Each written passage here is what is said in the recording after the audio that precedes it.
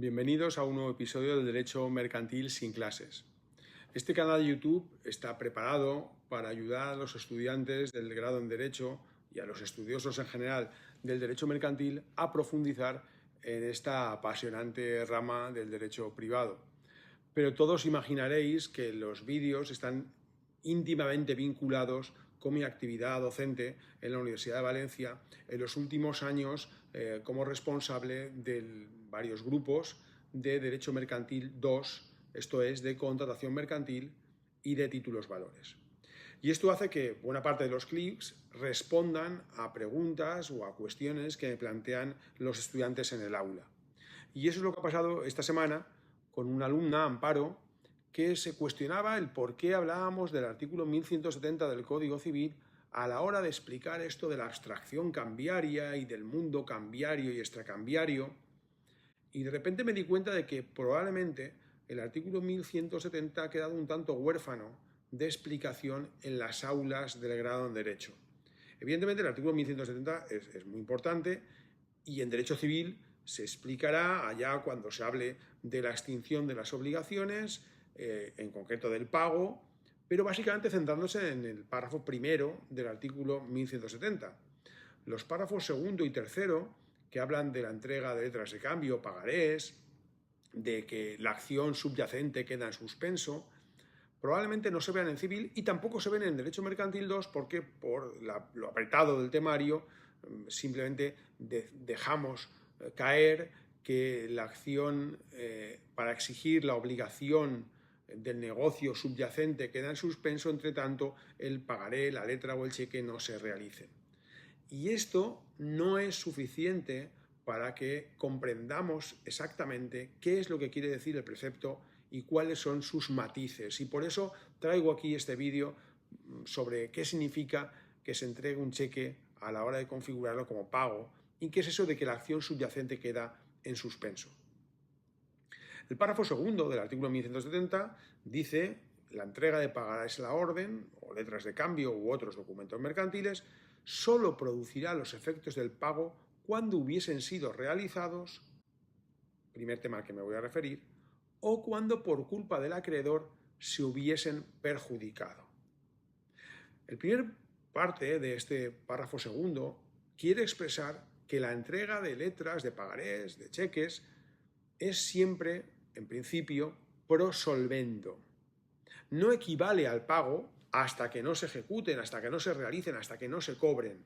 Si yo entrego una letra de cambio, o un pagaré, o un cheque, realmente no estoy pagando. Estoy utilizando un instrumento que incorpora una promesa de pago que hace su emisor, el librador de una letra, o el firmante de un pagaré, o el librador de un cheque, y que además de esa promesa de pago puede haber un mandato de pago íncito en ese documento, en el caso de la letra o en el caso del cheque. En el caso de la letra, el librador, además de prometer el pago, está ordenándole al librado que pague al tenedor del título.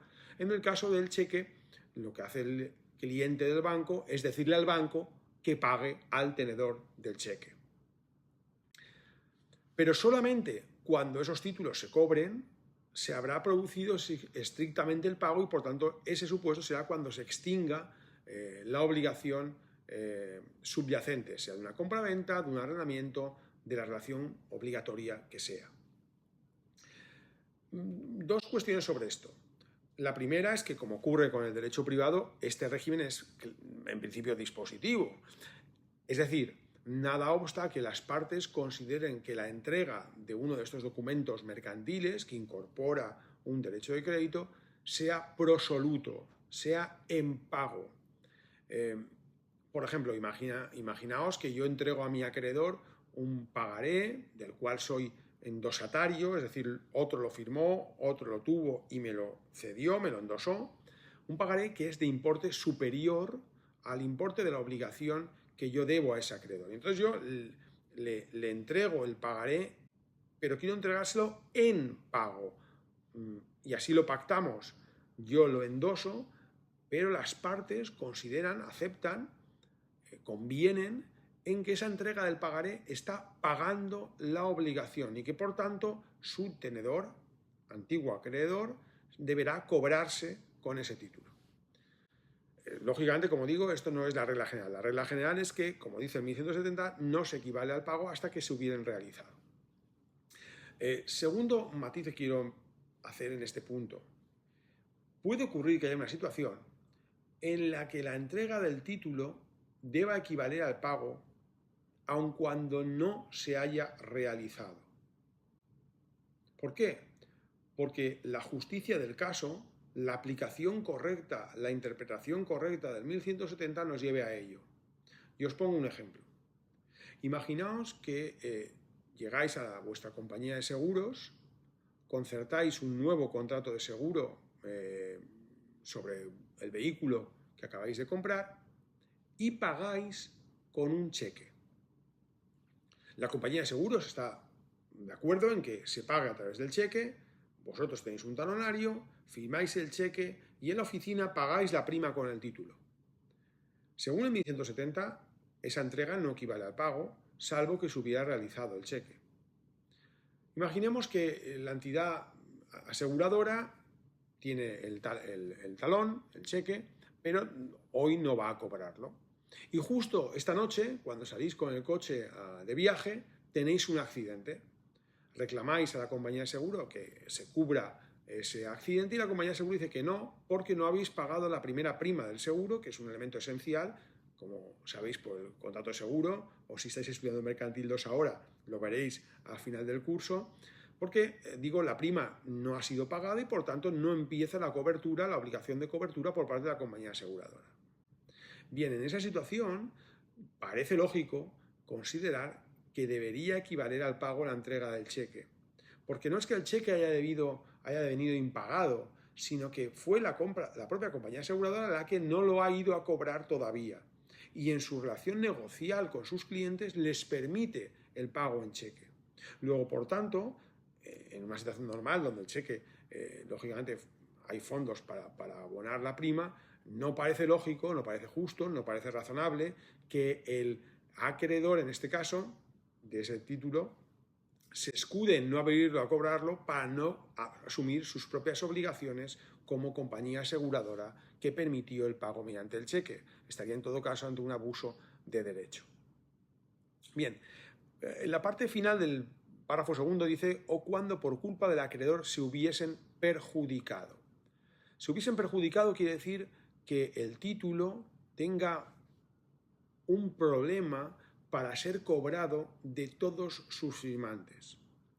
Por ejemplo, porque no se presentó la letra el día de su vencimiento o en uno de los 2 días hábiles siguientes, o porque no se levantó el protesto siendo, en el caso, obligatorio levantarlo. Y yo creo que habría que meter también en este cajón todos aquellos supuestos de prescripción o de imposibilidad de cobrar el título por culpa del acreedor.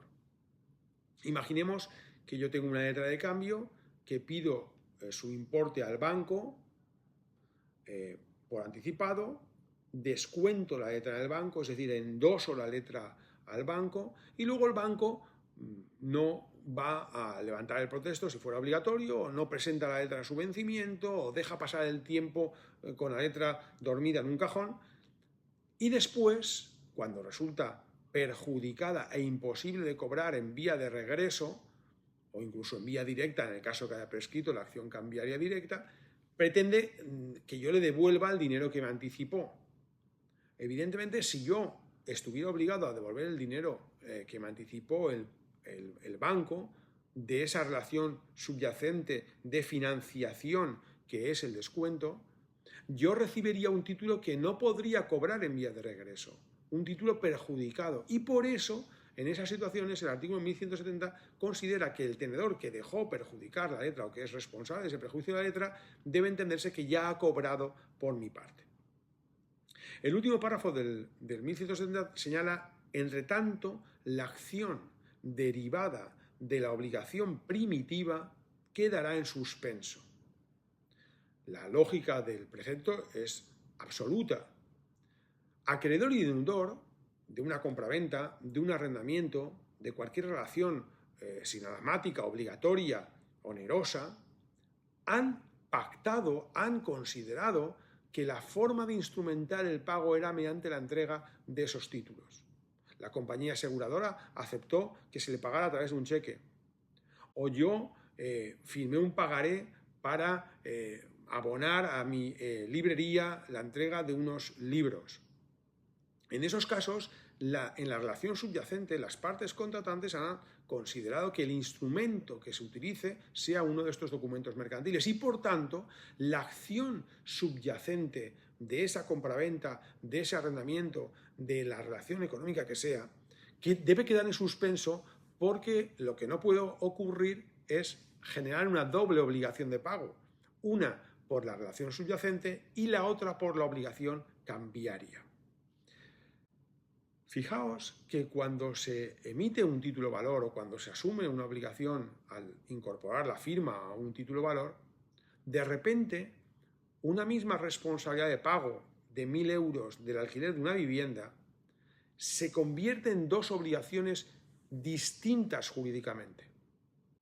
Como arrendatario, estarás obligado a pagar el importe del alquiler y estarás, en su caso, defendido por la posibilidad de oponer una serie de excepciones derivadas del contrato subyacente a tu casero.